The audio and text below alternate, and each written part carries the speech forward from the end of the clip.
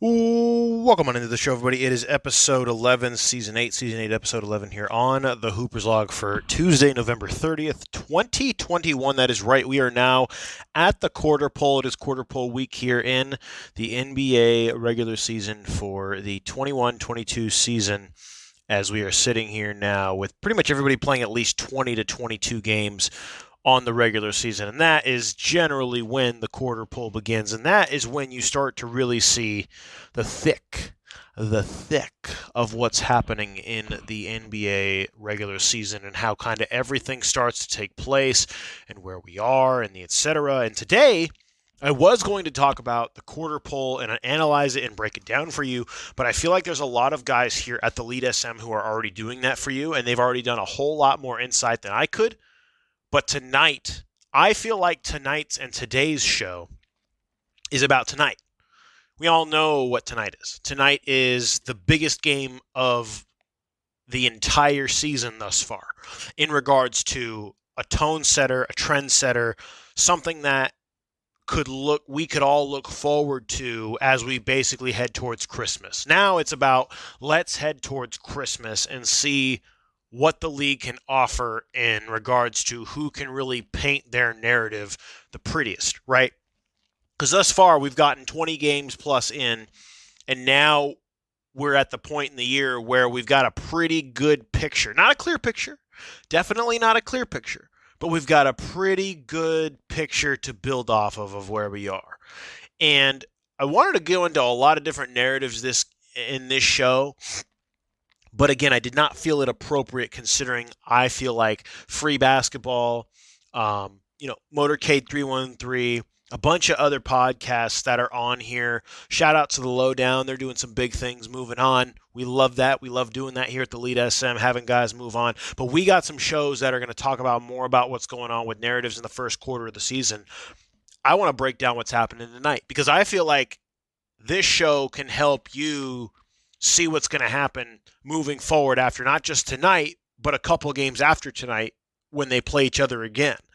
Suns and Warriors. And I feel like the most fascinating part about this game is that both teams are coming in at really the hottest you can possibly be with two teams facing one another. They're the two best teams in the NBA. The Warriors are 18-2. The Suns are 17-1, and the Suns have won 16 games in a row, and literally nobody's talking about it. And I feel like after a game like tonight, for what we're going to see, it's going to either really solidify why no one talked about the Suns for the last however many weeks, or it's going to make everybody look like a fool for why they haven't been talking about them for the last month. The Phoenix Suns, if they win tonight, will be the first team since the Atlanta Hawks. If I'm not mistaken, I could have swore that the Houston Rockets or even the Clippers, some team in between the time the Hawks went undefeated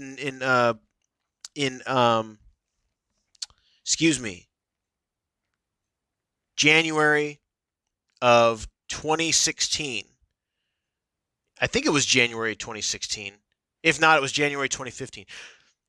I could have swore that between then, there was one other team that went undefeated in a month. But what the Phoenix Suns are doing is just that. They're one game away from having an undefeated month in November. And let's be honest, early in the season's easier to go undefeated in a month, but to do it to this degree at this point in time of the year is flat out unprecedented. And especially for a team that just came off of really a championship hangover, not to say because they didn't win a championship, but to be in the championship and really to be demoralized, they started off the season obviously really, really slow. 1-3, not playing well, no one was talking about them. And then, bam, once the excitement from the beginning of the regular season ended, the Suns have gone undefeated. And no one's talked about it. And I tell you what, they probably found their stride at the exact time when everybody stopped paying attention in regards to the casual fan. Obviously, the local people have all been watching. It's been unbelievable. Obviously, us diehards have been keeping track, and we're just sitting there and we're like, damn, this team is unbelievable. Meanwhile, the Warriors themselves have also gone on an unbelievable run. They've been playing outstanding, incredible basketball. What, they've won 7 in a row? 8 in a row, something to that degree. I mean, they are playing phenomenal. I mean, we've been talking about the Warriors the last month and a half, really, ever since opening week, and they have looked unstoppable. They have played absolutely phenomenal basketball. They're looking like the old Warriors that they used to be, and they're not even playing at a degree, that we know that they're even at their best, right? They're not even playing their best basketball yet because they don't have their best players. I think one of the more impressive parts about the Warriors is that when you look at them overall and you look at the stuff that they're playing out and doing, we all know Steph Curry's there, right? We all understand what he's doing, why he's doing it, and how good he's been. But guys like Jordan Poole, Andrew Wiggins, stepping up to a degree in which when they get their full squad back with a guy like Klay Thompson, he'll step right into the fold and average 15 to 20 points.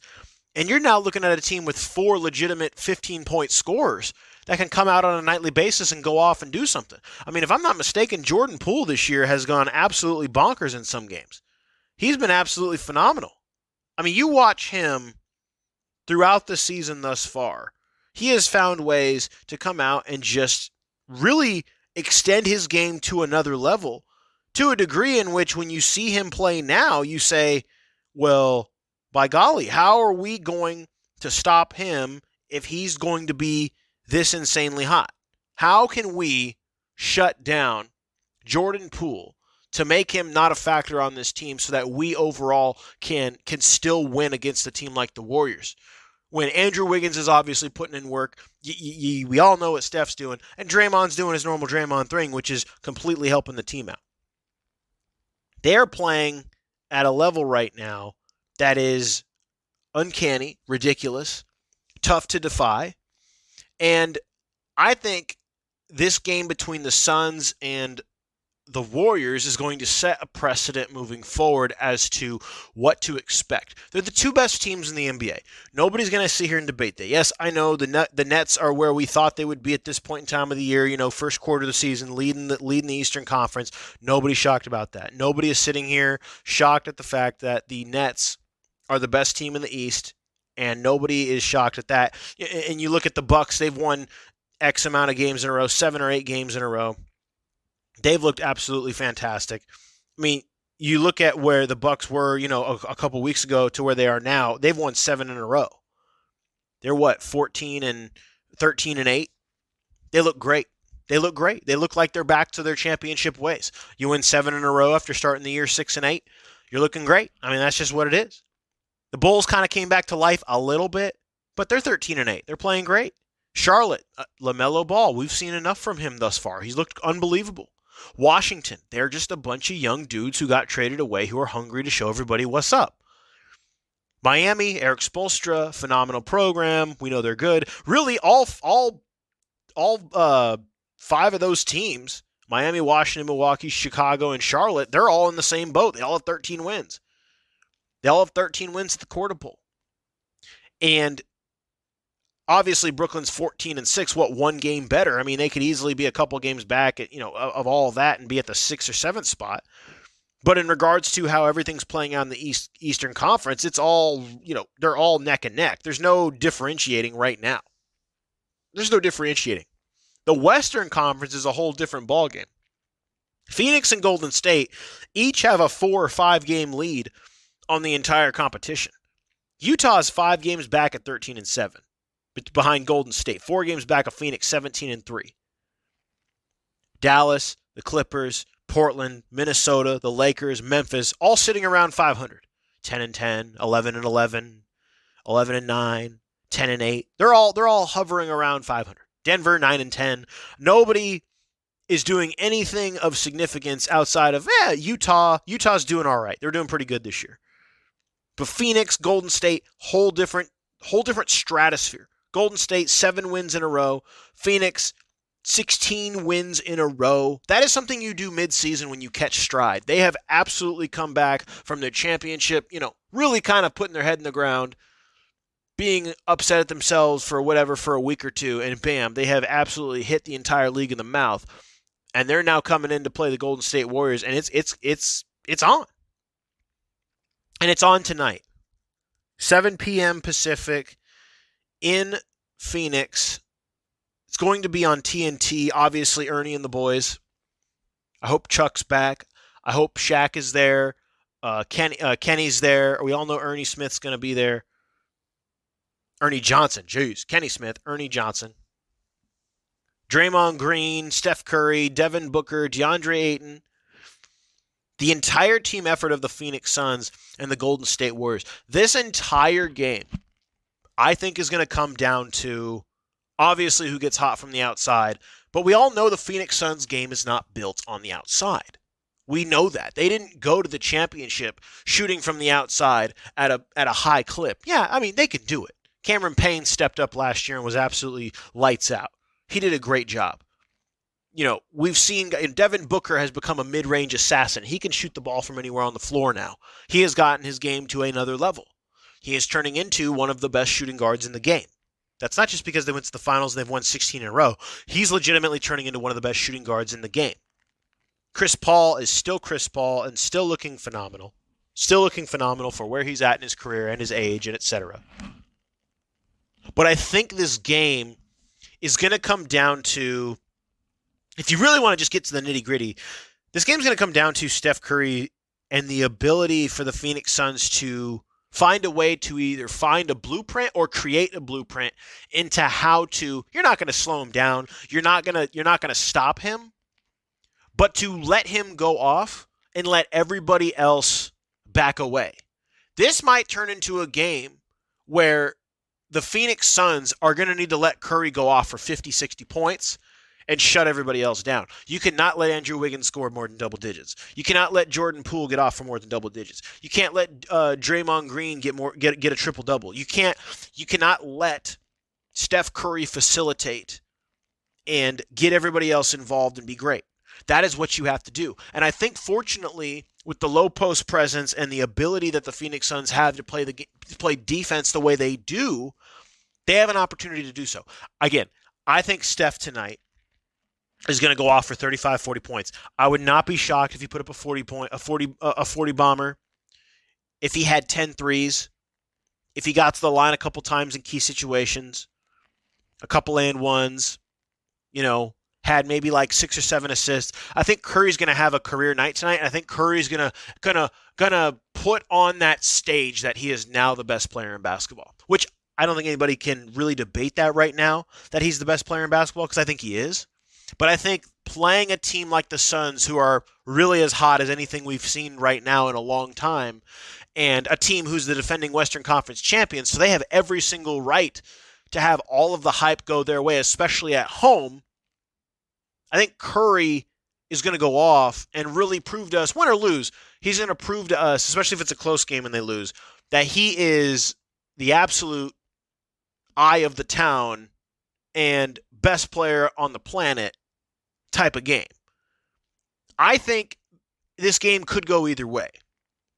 And it's not going to be because, if the Phoenix Suns win, it is not going to be because they shut down Steph Curry. Steph Curry is not going to be shut down. Steph Curry cannot be shut down. He is at that Mamba mentality point of his career where I don't think anything you can do to shut him down will happen. He's that lethal. He's that ridiculous. He's that unbelievable. And he's been on a next level since really this entire calendar year. Really, you go back to the beginning of the year. I mean, after the All-Star break, he has turned All-Star break in this calendar year. He's a guy where you can't sit there and do anything against anything to stop him. He's got it all. He can get inside. He can go outside. He can come off the dribble. He can come off the screen.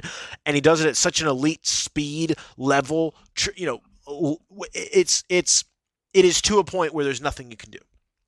And if the Suns are smart, which we know they are because obviously they made it to an NBA championship, fantastic team. When you make it to the NBA championship, you beat 3 great teams in a row, 3 really, really, really good teams in a row. And then clearly they fell 2 games short of the Bucks. And Chris Paul's a genius. We all know he's a top 10, top 5 point guard all time. I'll say it. He's top 5 point guard all time. And we all know Steph's obviously top 2, top 3 point guard all time. So you're looking at an all-time matchup point guard-wise heading into this ballgame, all time. And I think Chris Paul's smart enough to know, hey, I'm an elite defender. All I need to do tonight is pick my spots.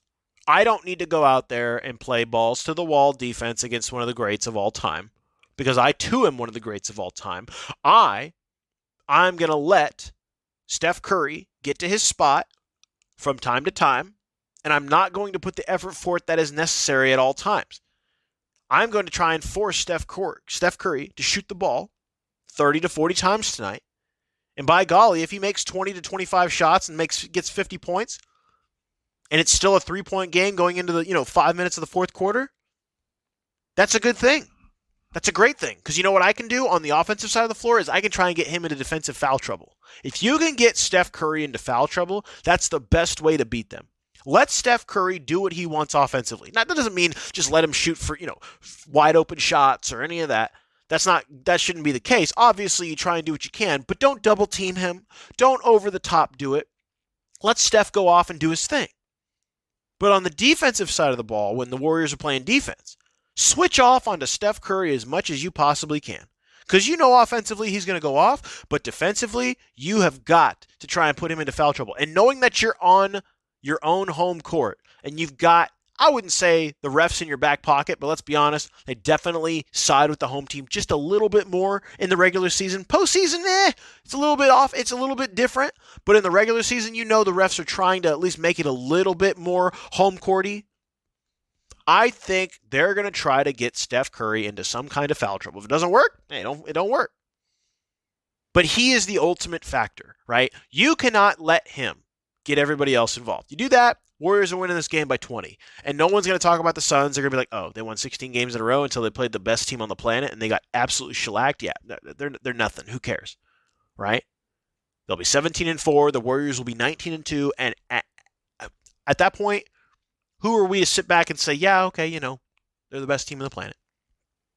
Who are we to say that the Suns are in any kind of stratosphere as the Golden State Warriors? Right?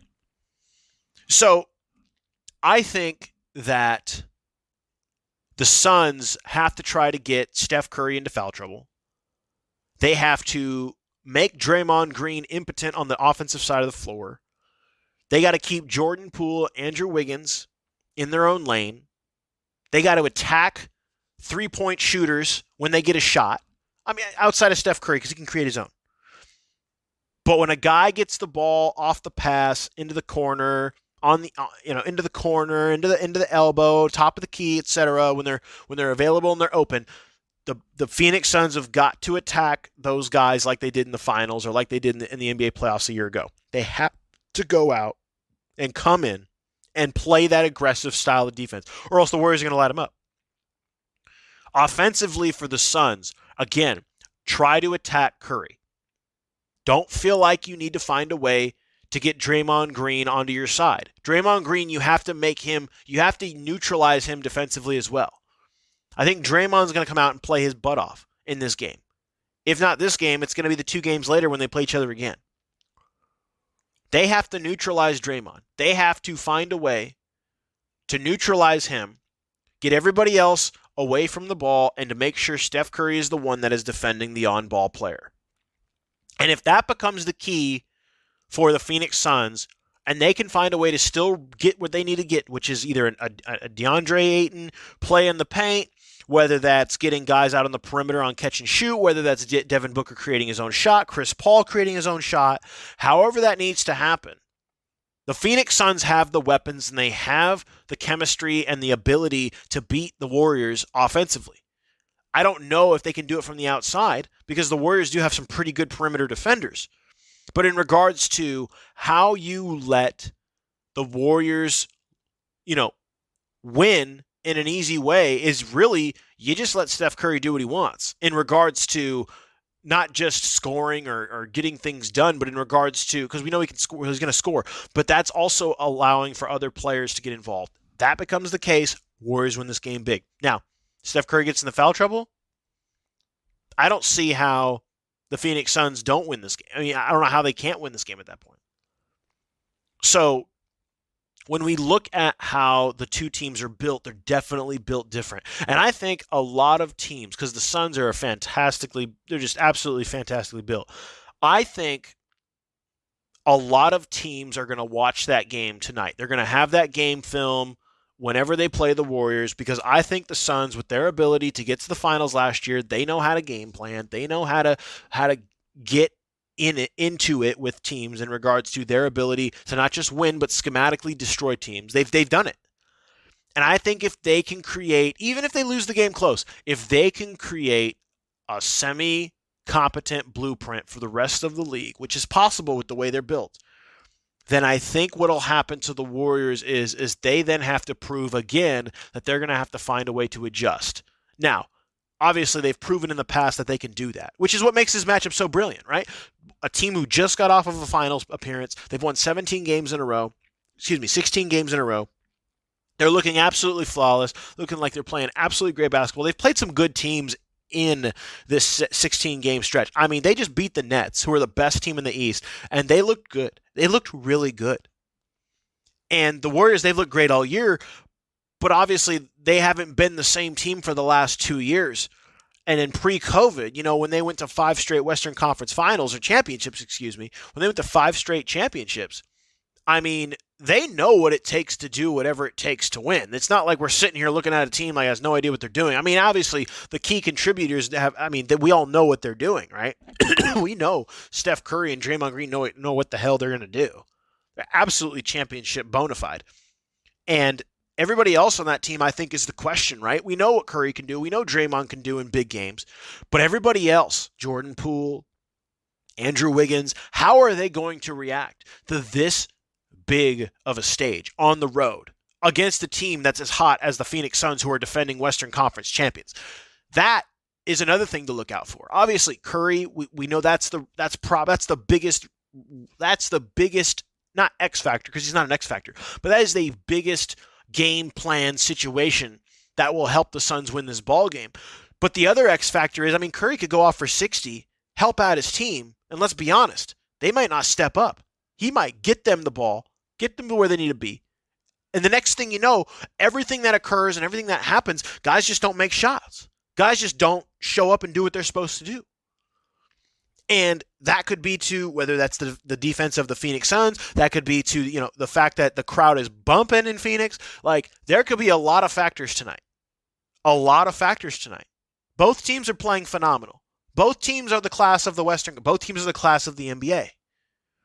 This is the perfect capstone for every single narrative to build off of, not just in the Western Conference, but for the NBA, right? The Eastern Conference from 7 through 1 is all separated by a couple games, right? The Western Conference south of Phoenix, all the way damn near to the 10th seed, they're all 500 or a couple games above 500 outside of Utah.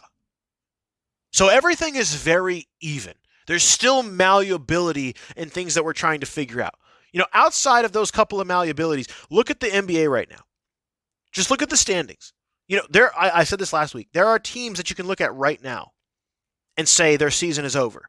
Detroit, 4-16, done. Unless they go on a Phoenix Suns type run in this next quarter of the season, they are done. And even if they do that, they're only going to be what? 20-16? The Pistons have to be hot. Same with the Orlando Magic, 4-17. They got to go on an absolute tear, and no one's going to believe that's going to happen. So the Pistons are done. Orlando is done. Houston is done. New Orleans, my Spurs. Oklahoma City is teetering on that, but they're only 3 games back. 3 games back of Denver in the 10th spot right now. So they're not necessarily done, but we all know the Spurs, the Pelicans, Houston, Orlando, Detroit. Those 5 teams are done. They are not doing anything this year. And if they do, I'll gladly tell you that I was wrong and that, oh my God, I was way off. But I think we can all have the consensus that all 5 of those teams are done. And that's one thing the quarter poll can also do. When you start looking at team schedules and you start really evaluating what they're doing moving forward, who they're playing, how good are they, etc., this is the time to start looking at that. You can't really analyze that in the first quarter of the year. All you can do is analyze what your expectations are in regards to seeing, okay, they played the Lakers. Well, the Lakers are a 500 team right now. It's like, oh, they played Denver. Well, Denver's a 500 team right now. They played Dallas. Well, Dallas is a little bit above 500. Like, no one's really playing great right now. Your expectations have to change now.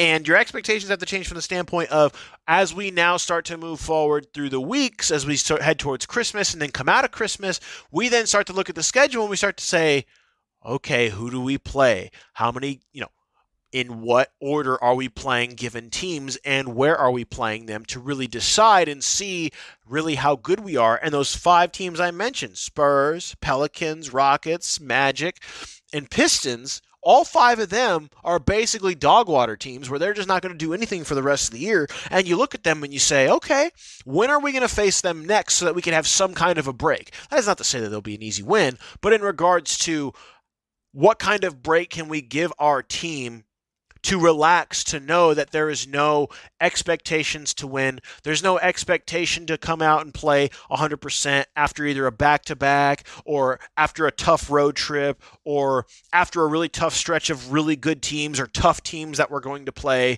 When do we play them? When can we pickpocket a time to play them, to not play all up to snuff, maybe give a couple of guys rest in regards to, maybe they play 20 minutes instead of 35 minutes, things like that. That's what this quarter pool does. And these 2 teams, Golden State and Phoenix, if I'm not mistaken, the Golden State Warriors coming up, they play Phoenix back-to-back nights, right? They play Phoenix back-to-back nights. But Phoenix plays Detroit in between. Now, one interesting caveat to that is that Detroit is one of those instances where it's on a Thursday night. They're playing a couple games after Golden State. And we all know Golden State's going to be tough, right? They're going to play Detroit in Phoenix after a tough game, no matter what happens, right? And then they play Golden State on Friday after a back-to-back in Golden State, after they play Detroit. So Detroit, you might see a letdown from Phoenix, not just because they whether they won or lost against Golden State is not the point. They don't have to come out and play well against Detroit. That's basically a glorified scrimmage for Phoenix. They're then going to play Golden State again, and they're going to double-check that to see where they are overall. That's why I think this first game against Golden State is obviously a big tell. I think the second game is more of like a cemented tell, right? Friday night's game, Tuesday night's game tonight, absolutely huge, a big-time opener for the next quarter of the season until we get to the Martin Luther King weekend, which is generally the halfway point of the year. It's usually the halfway point is Martin Luther King. And then a couple days after that on Friday, going into a really, really crazy weekend regarding sports. It's a big weekend regarding sports. And you're going to have it on prime time again, same time, 7 o'clock, probably on ESPN. I don't know. I don't know if it's on. I don't know what the schedule landscape is. But that game right there, I think, will be the ultimate tell, the absolute epitome of where both teams are going. Because now you're talking about adjustments. Now you're talking about 2 teams that have seen each other for the first time. Will they change it up? Will they play the same? Who will make the right adjustments? Who's the better team? There's a lot to be more when it comes to what we're seeing, how we're seeing it on Friday night than there is tonight. Tonight is a big, big, big showcase for the first quarter of the NBA season for the 2 best teams. And they're still going to be the 2 best teams when they play Friday. They're still going to be the 2 best teams when they play Friday. But I think Friday will be the epitome of what do the adjustments look like on both ends.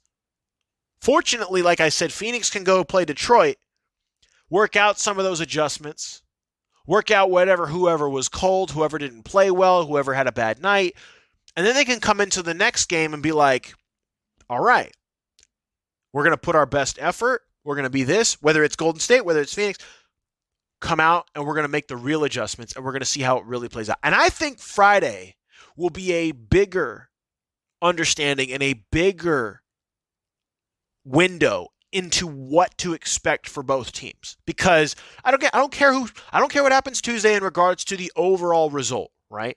Because it doesn't really matter in the long-term ramifications of things. It sets a precedent, right? But Friday is the night where, in regards to adjustments and how things happen in the playoffs, that is more of a window into what to expect down the road. Tuesday tonight is important for the showcase, for the streaks, for the historical ramifications of what's happened throughout the first quarter of the year. Friday is the absolute giant magnifying glass on adjustments of us basketball geeks into what to expect 4 or 5 months down the road come playoff time. Doesn't mean that it'll all be the same. Things are going to change drastically. Injuries, the way teams are playing, chemistry, trades, all these things are going to happen, right? Between then and Friday, right? But it's a bigger mindset than that on Friday than it is tonight. But that doesn't mean tonight is not a big game. Both games are big. Tonight, Friday, both big games. It's just from a historical regular season perspective, I don't know if we've seen two teams this hot play one another this early in the year. I mean, I'm sure we've seen it, January, March. I'm sure we've seen it. I remember when the Spurs and Warriors played back in 2016 late in the year, and I think it was the highest winning percentage between two teams ever to play one another because the Warriors, they were like 65 and 5 or whatever, and then the Spurs were like I don't remember. I think they were like 59 and 12 or something. Like, it was dumb. Both teams were playing phenomenal basketball, and the Warriors they just came out and played phenomenal, and the Spurs played great too. I think, if I'm not mistaken, the Spurs almost won, or they did win. It doesn't matter. But those games meant something in regards to the regular, and that's what tonight is. Tonight is all about that. I would suggest you get your favorite beverage, you get your favorite snack.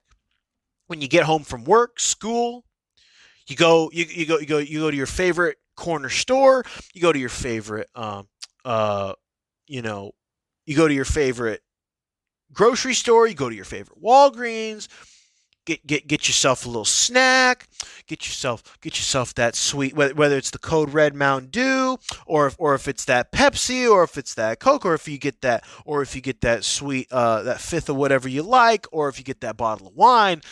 I'm telling you, that's what tonight's all about. Tonight is about the first quarter of the season coming to a close, heading into December, and seeing two of the best teams in basketball, two of the actual best teams. We can't decipher who's the best right now. You can't. Golden State's 18-2. Do you think that really matters 4 or 5 months from now? It doesn't. Both teams have a handful of losses. That's all that matters. They're both playing incredible basketball. And I think we're going to have ourselves one hell of a show. What did TL used to say? Get your popcorn ready. I know it's a very old reference for some of you kids out there. Get your popcorn ready, because that's what tonight's going to be. Okay. I'm out of here. The quarter poll is in the books. We're going to recap these two games for sure, Friday and Tuesday. And we're going to give it to you straight here on the Hoopers Log on episode 12 next week. On what, December 6th, if I'm not mistaken, right? December 6th. Is that where we're at? I can't tell anymore. What are the dates? December 7th. One more day off. So December 7th will be the next show. December 7th, Season 8, Episode 12 will be the next show we got here on the Hoopers Log. I thank you again for listening, everybody. Again, enjoy tonight. Get your favorite beverage or your favorite snack and make it happen. Leading with the W is on tomorrow. They're going to keep breaking down what's going on in this offseason. A lot of big things happening. A lot of crazy changes from what I've heard, at least on the show, and a lot of big storylines that keep evolving and keep changing as they move forward. Leading with the W, the premier podcast on the Lead SM. They are absolutely killing it. They are making a name for themselves to the point where they are where they are. The Lowdown Pod, these guys are going on to bigger and better things. Well deserved. I think every single podcast on our network has an opportunity to go and do bigger things if they want to, or could if they wanted to, right? I think everything here at the Lead SM has the opportunity to go on and do bigger and better things. I was talking to just some kind of inside news. If you want to turn off the pod by now, you can. But we had a guy here back in the day, for those of you that are longtime followers of the of not just my show, but the Lead SM or the Lead Sports Media or the Lead or whatever, NBA Lead, whatever you want to go through. We've gone through changes over the years. But I've seen guys who used to work for us go on and do big, big, big things. And that has nothing to do, I mean, it has a lot to do with our platform, because our platform is all about growing strength and strength and numbers. I mean, let's be honest. I mean, we've been around since the Warriors have been what they are. We really are strength and numbers. I don't make anything here to really contribute to make everything else better. It's everybody else doing what they do to make the place better itself. All right. I've been here the longest thus far out of everybody who's still around, I think outside of maybe one person. But outside of that, in regards to what the content is here and what we're creating, we have guys now going on to doing massive, major, big-time things outside of our platform, and they are making a big name for themselves. And that's because of their work ethic. That's because of their determination. That's because of their passion. That's what we bring here.